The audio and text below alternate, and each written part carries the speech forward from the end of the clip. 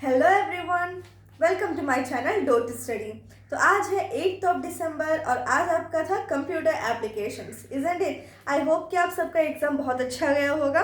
Tell me in the comment sections कि आपका computer exam कैसा था। और एक बात मैं ये बोलना चाहती हूँ कि ज्योग्राफी एग्जाम का क्वेश्चन पेपर देख के मैं बहुत खुश हो गई, क्योंकि मैं अपने ज्योग्राफी एमसीक्यू सीरीज़ में हर एक चैप्टर पे एमसीक्यू वीडियो बनाई थी, एज यू ऑल नो।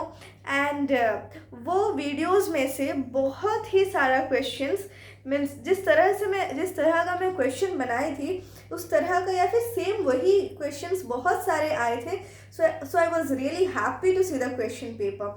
तो अगर एक स्टूडेंट मेरा सारा वीडियोस देखा होगा which would be around less than 4 hours, okay, तो अगर वो सारा वीडियोस देखा होगा then the student can easily score around 95%. So I was really happy to see the question paper. Okay, तो इसी वजह से मैं वो वीडियो भी बनाई थी जिसमें मैं आपको बता रही थी कि आपको ये लास्ट मिनट जिसमें आपके पास बहुत कम टाइम है आपको क्या करना चाहिए। और मैं ये कही थी कि आप वो एमसीक्यू सीरीज़ का वीडियो ज़रूर विजिट कीजिए, बिकॉज आई न्यू कि मैं because I was confident on the question that I made. Okay, so I when I saw the question paper I was really happy, because जिस तरह का questions मैं आपके साथ डिस्कस की थी, जिस तरह का क्वेश्चंस मैं अपने वीडियोस में इंक्लूड की थी, आइदर वही सेम क्वेश्चंस या उसी तरह का क्वेश्चंस बहुत सारे आए थे।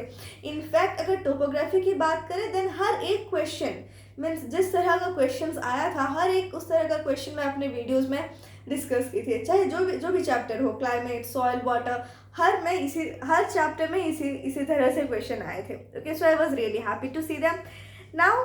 यस, और एक बार आपको क्या करना है, आप ज़रूर कमेंट सेक्शन बताइए कि आपका ज्योग्राफी एग्जाम किस तरह से गया। Okay, so don't forget that. So आज 8th ऑफ दिसंबर है और कल 9th ऑफ दिसंबर है और कल है आपका physics exams, isn't it, that is semester 1 ICSE class 10 physics. तो आज के वीडियो में मैं ये कुछ लास्ट मिनट टॉपिक्स मीन्स ये टॉपिक्स कुछ इस तरह के टॉपिक्स डिस्कस करूँगी आपके साथ जो आप बिल्कुल छोड़कर नहीं जाएंगे एग्जाम हॉल में। ओके, क्यों मैं ये डिस्कस करी हूँ, बिकॉज आई नो कि आपके पास टाइम बहुत कम है, you don't have any gap in between, isn't it. तो मैं कुछ इंपॉर्टेंट टॉपिक्स जिससे क्वेश्चन आने का चांसेस बहुत हाई है, इस तरह के टॉपिक्स आज के वीडियो में डिस्कस करूँगी। Okay, so and I will also give some last minute tips. Okay, so watch the video till the end to get the tips. Okay, पहले मैं सारे चैप्टर्स सारे यूनिट्स के बारे में डिस्कस करूंगी, then I will give the tips. Okay, okay, तो पहला हमारा इधर सेमेस्टर 1 में 3 यूनिट्स आ रहे हैं। Unit 1 force, work, power and energy, unit 2 light and unit 3 sound, isn't it. तो इन टोटल आपके 7 चैप्टर्स आ रहे हैं, जिसमें से 7th चैप्टर पूरा नहीं आ रहा है, isn't it? तो यूनिट 1 में हमारा चैप्टर 1 फोर्स है, चैप्टर 2 वर्क एनर्जी पावर है, चैप्टर 3 मशीन्स है, यूनिट 2 में हमारा लाइट है, चैप्टर 4 जिसमें है chapter 4 refraction of light at plane surfaces, chapter 5 refraction through a lens and chapter 6 spectrum. और हमारे यूनिट 3 में साउंड है जिसमें एकॉस्टिक आ रहा है, isn't it? अब हर एक चैप्टर से कुछ इंपॉर्टेंट टॉपिक्स जो आपको ध्यान में रखना है। तो पहला है चैप्टर 1 फोर्स। इसमें से आप जो टॉर्क का फॉर्मूला है यानी कि मोमेंट ऑफ फोर्स के बारे में और उसके फॉर्मूले के बारे में आपको आइडिया होना बहुत ही इम्पोर्टेंट है, क्योंकि इधर से न्यूमेरिकल्स आ सकते हैं। फर्दरमोर इसके एप्लीकेशन बेस्ड क्वेश्चंस भी आ सकता है, लाइक यू नो आपके बुक में एग्जाम्पल्स के तौर पे या फिर consequences of moment of force दिया होगा एक टॉपिक, जिसमें आपको बताया गया होगा कि व्हीट ग्राइंडर में उसका हैंडल सबसे एंड में क्यों रहता है, या फिर डोर में मीन्स डोर को हम कहाँ पर, या फिर डोर का हैंडल जो है सबसे साइड में क्यों रहता है, तो परपेंडिकुलर डिस्टेंस बढ़ाने के लिए, isn't it? तो ये सब जो कॉन्सिक्वेंसेस है तो वो होगा हमारा एप्लीकेशन बेस्ड क्वेश्चंस। ओके, तो एप्लीकेशन बेस्ड क्वेश्चंस आप moment of force, torque and numericals भी आप मोमेंट ऑफ फोर्स और टॉर्क से एक्सपेक्ट कर सकते हैं। Furthermore principle of moments, yes this is very important. Principle of moments से न्यूमेरिकल्स आने का चांसेस बहुत ही ज़्यादा हाई है। वो टॉपिक बहुत आसान है और जो न्यूमेरिकल्स आएंगे वो भी बहुत आसान ही होंगे। Okay, and next we have centre of gravity of objects. Yes, इसमें आपको जो ऑब्जेक्ट्स है लाइक रॉड का सेंटर ऑफ ग्रेविटी कहाँ पर होता है, इस तरह का जो एक टेबल दिया गया है वो टेबल आना इम्पॉर्टेंट है। फर्दरमोर अगर हम आगे जाएं, then the next portion from this chapter is circular motion, जिसमें आपको सेंट्रीपिटल फोर्स क्या है, सेंट्रीफ्यूगल फोर्स क्या है, इन सब के बारे में आइडिया होना इम्पॉर्टेंट है। ओके, तो हमारा चैप्टर 1 फोर्स हो गया। तो ये वीडियो में मैं सब कुछ थोड़ा जल्दी जल्दी बताऊंगी क्योंकि आई नो कि आपके पास टाइम बहुत कम है, तो जितना जल्दी हो सके ये वीडियो को वाइंड अप करने का मैं कोशिश करूंगी। Okay, so watch till the end. Then chapter 2 we have work, energy and power. तो इस चैप्टर से पहले ही वर्क डन का फॉर्मूला आपको आना चाहिए क्योंकि इस पे बेस्ड न्यूमेरिकल्स आ सकते हैं। Next we have special cases. ये वर्क डन का ही जो स्पेशल केसेस है, कब कब ज़ीरो वर्क हो जाता है, ये जो केसेस है ये सब आपको पता होना चाहिए विथ एग्जाम्पल्स से आपका एप्लीकेशन बेस्ड क्वेश्चंस या प्रैक्टिकल क्वेश्चंस आ सकते हैं। Understood. Next, relation between units like joule और अर्ज का रिलेशन क्या है, लाइक 1 जूल इज इक्वल 10⁻7 अर्ज, ये सब आपको आना चाहिए।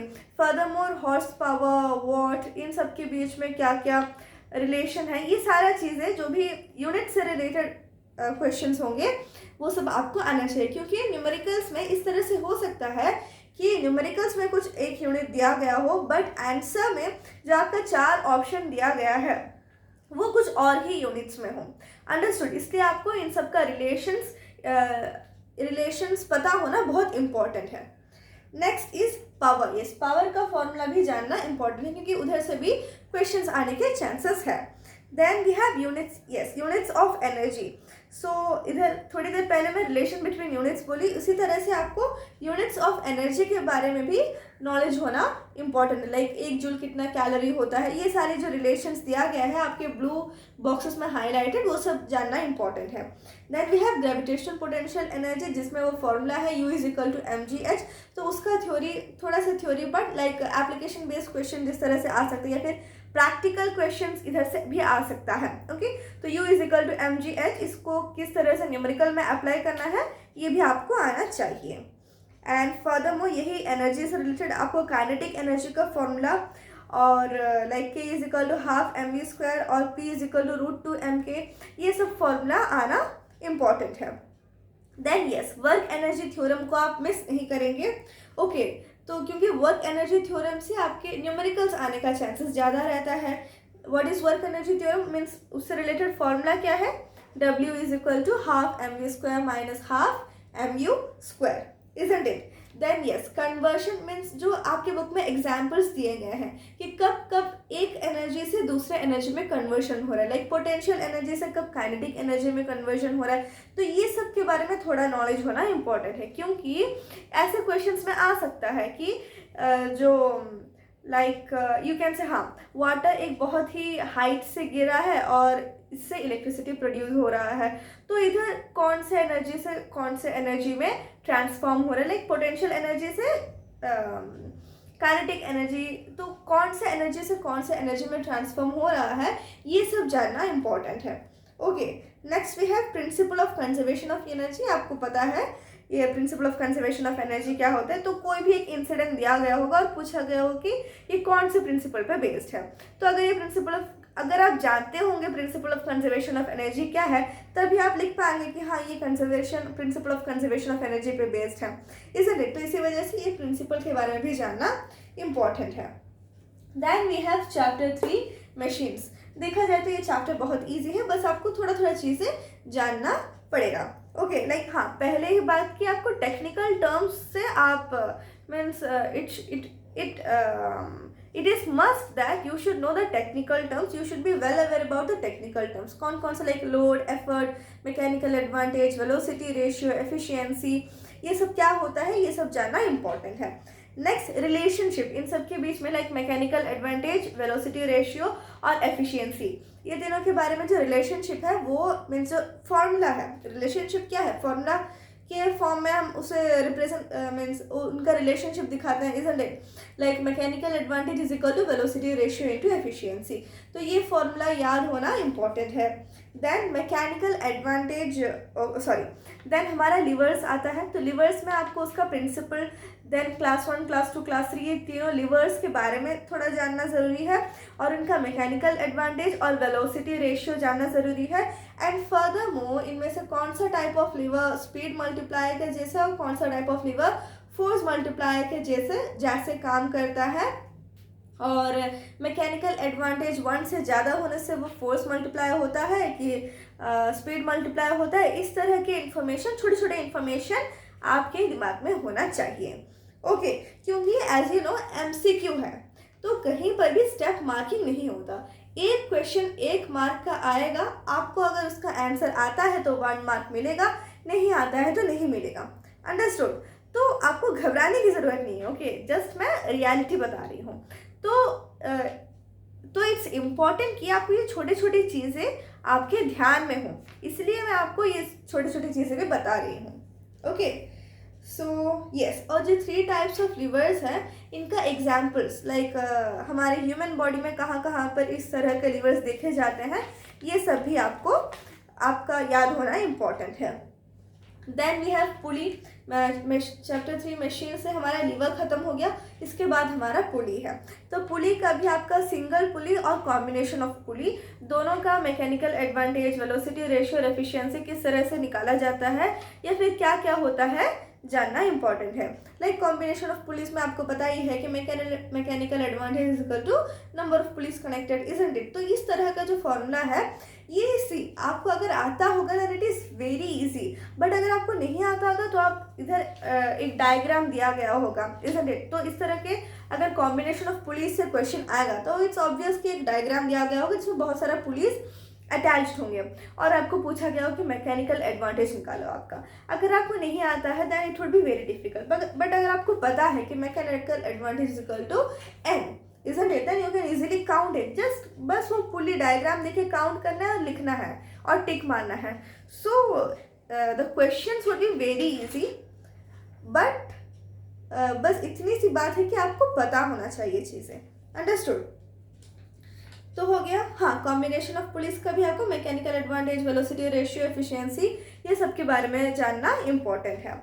Then next unit is light, जिसमें से हमारा चैप्टर 4 है refraction of light at plane surfaces. तो इसमें आपको रिफ्रैक्टिव इंडेक्स का थोड़ा आइडिया होना और फॉर्मूले like V is equal to f lambda, ये सारे फॉर्मूला थोड़ा जानना इम्पोर्टेंट है। देन फर्दरमोर अगर हम प्रिज्म की तरफ चले, देन आपको एंगल ऑफ मिनिमम डेविएशन, उसका ग्राफ और उससे रिलेटेड फॉर्मूले, ग्राफ आपको बताया ना एंगल ऑफ मिनिमम डेविएशन का ग्राफ और उससे रिलेटेड फॉर्मूलेज थोड़ा याद होना इम्पॉर्टेंट है। Okay, like angle of minimum deviation is equal to 2i minus a यानी कि एंगल ऑफ प्रिज्म। तो इस तरह के छोटे छोटे फॉर्मूला उससे रिलेटेड आना ज़रूरी है। और ग्राफ क्यों इम्पोर्टेंट है? क्योंकि पूछा जा सकता है कि 4 ग्राफ दे दिया गया होगा और पूछा जाएगा कि इनमें से कौन सा है एंगल ऑफ मिनिमम डेविएशन का graph. Understood? Then dependence of angle of deviation, इस सब के बारे में भी आपको थोड़ा सा आइडिया होना ज़रूरी है, क्योंकि इस तरह के MCQs में आ सकते हैं। देन हाँ, और practical applications of refraction, like जो आप स्टार्स देखते हैं, तो ये सब आपके प्रैक्टिकल एप्लीकेशंस है। आपके बुक में शायद इसे कॉन्सिक्वेंसेस ऑफ रिफ्रैक्शन इस तरह से हेडिंग दिया गया होगा। उसमें 4 to 5 एग्जाम्पल्स है, तो वो सब थोड़ा ध्यान में रखना इम्पोर्टेंट रहेगा। Then critical angle, yes, critical angle का फॉर्मूला और कौन कौन से कंडीशंस में क्रिटिकल एंगल का फॉर्मूला याद होना ज़रूरी है। And next we have total internal reflection. तो टोटल इंटरनल रिफ्लेक्शन कौन कौन से कंडीशंस में होते हैं, इनका ये फॉर्म होने का एसेंशियल कंडीशंस क्या है, ये सब जानना ज़रूरी है। एंड फर्दरमोर इसके कॉन्सिक्वेंसेस, इसके भी बहुत सारे कॉन्सिक्वेंसेस देखे जाते हैं नेचर में, तो वो सब भी पता होना इम्पॉर्टेंट है। अंडरस्टूड? क्योंकि एक कॉन्सिक्वेंस दिया गया होगा और पूछा जाएगा कि ये इनमें से कौन से कॉन्सेप्ट पर बेस्ड है, या फिर इनमें से कौन से फेनोमेनन इधर हो रहा है। ओके, तो इसलिए मैं बोल रही हूँ कि जो एप्लीकेशन पार्ट है वो जानना इम्पॉर्टेंट है। Okay, then next we have chapter 5 that is refraction through a lens. Yes, refraction through a lens में आपको रे डायग्राम में थोड़ा ध्यान देना है. तो ना यू विल सी कि रे डायग्राम तो हमें ड्रॉ करना नहीं आएगा क्योंकि हम तो एमसीक्यू क्वेश्चन दे रहे हैं. Yes, you are right, but still ray diagram से मेरा मतलब है कि रे जो है वो फोकस से मीन्स फोकस से क्रॉस करने से या फिर ऑप्टिकल सेंटर से क्रॉस करने से या parallel to principal axis cross करने से किस तरह से उसका बेंडिंग है. ओके, तो भले ही आपको ड्रॉ करना ना पड़े बट उधर क्वेश्चन में ऑलरेडी ड्रॉ करा हुआ होगा और आपको पूछा गया होगा कि इनमें से कौन सा करेक्ट है. तो इसीलिए इसका नॉलेज होना इम्पोर्टेंट है. अंडरस्टूड. देन साइन कन्वेंशन आना ज़रूरी है और लेंस फार्मूला ये भी आना ज़रूरी है. ओके, क्योंकि लेंस फार्मूले से न्यूमेरिकल क्वेश्चंस आ सकते हैं. Okay, then power of lens का भी फार्मूला आपको पता होना चाहिए. देन चैप्टर 6 हमारा स्पेक्ट्रम है जिसमें से आपको इलेक्ट्रोमैग्नेटिक स्पेक्ट्रम के बारे में थोड़ा आइडिया होना चाहिए. ओके, तो उससे मीन्स न्यूमेरिकल टाइप तो क्वेश्चंस आने के चांसेस नहीं है. So you have to know the means you should be well aware with the radiations, electromagnetic radiations जो भी है. ओके, तो उन सब के बारे में आपको पता होना ज़रूरी है कि वेवलेंथ कितना से कितना, विजिबल रेस का वेवलेंथ, विजिबल लाइट का वेवलेंथ कितना से कितना होता है, ये सब आना थोड़ा ज़रूरी है. ओके, तो विजिबल लाइट का आप पक्का देख कर जाएंगे. ओके, और बाकी सब भी याद होना बहुत इंपॉर्टेंट है. Then we have chapter 7 sound. So ये चैप्टर से आपका पूरा चैप्टर नहीं आ रहा है सेमेस्टर 1 में, इजंट इट. इसमें से इको वाले पोर्शन तक ही हमारे सेमेस्टर 1 में आ रहा है. तो इसमें आप जो न्यूमेरिकल्स है, इको से रिलेटेड जो सिंपल न्यूमेरिकल्स है उस पर ध्यान देंगे और जो एप्लीकेशंस है लाइक इको का एप्लीकेशन लाइक सोनार, रैडर, तो इन सब का एप्लीकेशन किस तरह से फिशरमैन, किस तरह से बैग्स, इन सब का यूज़ करते हैं, ये सब आना ज़रूरी है. Okay, so these were the main topics, these were the main portions that you should not miss for your semester 1 exams. Okay, semester 1 physics exam. अब furthermore I said कि मैं कुछ टिप्स देना चाहूँगी लास्ट में. तो पहला टिप यही होगा कि अगर कोई बड़ा सा क्वेश्चन दिया गया है या फिर कोई पुली का क्वेश्चन दिया गया है तो आप कभी भी, हाँ भाई ये टॉपिक तो मैं पढ़ी ही नहीं हूँ तो मुझे तो आता ही नहीं है, इस तरह से आप वो क्वेश्चन को रीड ही नहीं करेंगे और कुछ भी तुक्का मार देंगे, ऐसा आप कभी नहीं करेंगे. अंडरस्टूड. तो आप क्या करेंगे, भले ही आप वो टॉपिक नहीं पढ़े हैं बट स्टिल आप वो क्वेश्चन को पढ़ेंगे. ओके, तो कभी कभी होता है कि क्वेश्चन बहुत, एक पेज का क्वेश्चन होगा बट आंसर बहुत छोटा सा होगा, इस तरह का सिचुएशंस होता है. तो कभी भी आप क्वेश्चन को रीड करना स्किप नहीं करेंगे. अंडरस्टूड. चाहे जितना भी डिफिकल्ट क्वेश्चन लगे वो देखने से, बट आप उसे पक्का लाइन बाय लाइन 1 या 2 बार रीड करेंगे.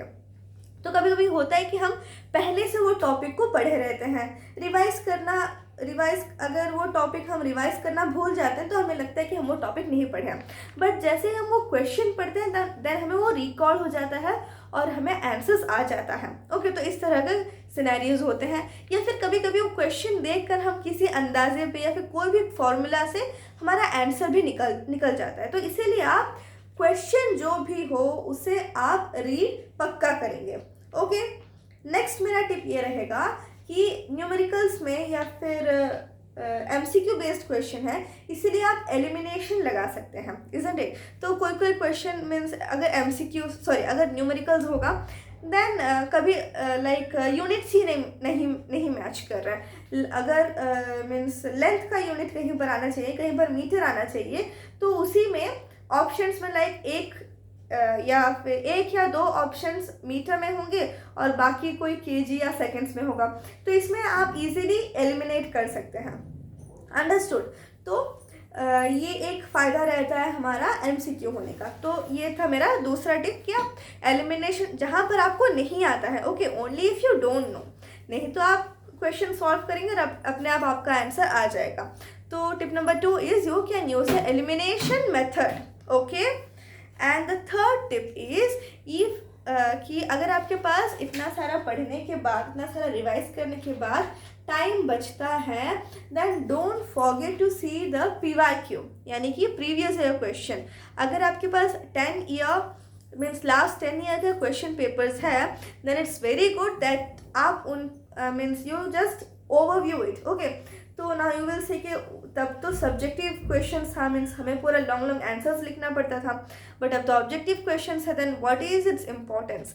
सी उसका इम्पोर्टेंस कहीं पर भी, मीन्स उसका इम्पोर्टेंस अभी भी उतना ही है जितना पहले था। वाई आई से दिस, क्योंकि अगर आप आपके PYQs निकाल के देखेंगे देन आपको इम्पॉर्टेंट टॉपिक्स किस तरह के क्वेश्चंस आ रहे हैं ये सब आपको पता चल जाता है। ओके, पहले कोई न्यूमेरिकल आता तो आपको पूरा सजा सजा के लिखना पड़ता कि हाँ, सपोज कोई वर्क पे कोई न्यूमेरिकल आया है तो हम लिखेंगे पहले वर्क का फॉर्मूला ये है, उसके बाद गिवन ये है, उसके बाद इस तरह से लाइन बाय लाइन अरेंज कर करके लिखना पड़ता था। बट अभी हम, आपको पता है वर्क का फॉर्मूला ये है, देन आप वो न्यूमेरिकल्स वैल्यू उसे देख सकते हैं, जस्ट आपको रफ वर्क थोड़ा करना पड़ेगा, उतना ही है। तो ये टाइम सेविंग ही बस डिफरेंट है, ओके। बट जो इम्पोर्टेंट टॉपिक्स, जो इम्पोर्टेंट न्यूमेरिकल्स है वो आप उधर से इजीली सॉर्ट आउट कर सकते हैं, okay. So this would be my last and the most important tip कि आप PYQs भी एक बार, PYQs को भी एक बार आप ओवरव्यू करें, okay. So this was all about today's video, and yes don't forget to write in the comment section कि आपका ज्योग्राफी पेपर कैसा गया, ओके। एंड यस, अगर आप इससे पहले ज्योग्राफी का MCQs जो मैं अपलोड की थी आपके एग्जाम टाइम में अगर आप नहीं देखे थे, देन आई विल रिकमेंड कि सेमेस्टर 2 के टाइम में जब मैं नया MCQs जो सेमेस्टर 2 में जो चैप्टर्स आएंगे उन पे बेस्ड जो MCQs पे बेस्ड वीडियोस बनाऊंगी उसे ज़रूर देखें, okay. So till the next time, keep studying and bye bye.